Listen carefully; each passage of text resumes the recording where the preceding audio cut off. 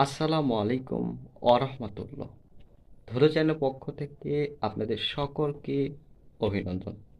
সাথে আছি আমি মোহাম্মদ সাদিক হোসেন। তো আজকে 14ই ডিসেম্বর শহীদ বুদ্ধিজীবী দিবস। কেন এই দিনটাকে শহীদ বুদ্ধিজীবী দিবস বলা হয় বা এর ইতিহাসটাই বা কী? তো চলুন সেই ইতিহাসটা জানা যায়। 1971 সালে 14ই ডিসেম্বর পাকিস্তানি হানাদার বাহিনী বাঙালি জাতিকে পঙ্গু করার উদ্দেশ্যে তারা বাছাইকৃতভাবে এদেশের মানুষের ভিতর থেকে জ্ঞানী-গুণী, মেধাবী মানুষদেরকে রাতের অন্ধকারে নির্মমভাবে হত্যা করে।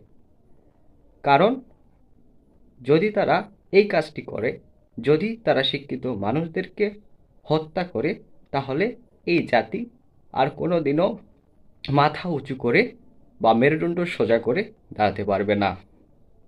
এই উদ্দেশ্যে তারা এই রাতটিতে অনেক মানুষকে মেরে ফেলে।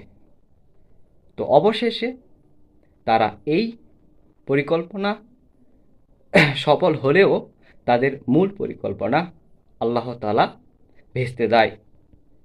16ই ডিসেম্বর 1971 সালে মহান মুক্তিযোদ্ধা আমাদের দেশের মানুষ, আমাদের ভাইয়েরা এদেশের মানুষের মুক্তি ছিনিয়ে আনে। 16ই ডিসেম্বর আমাদের বিজয় দিবস।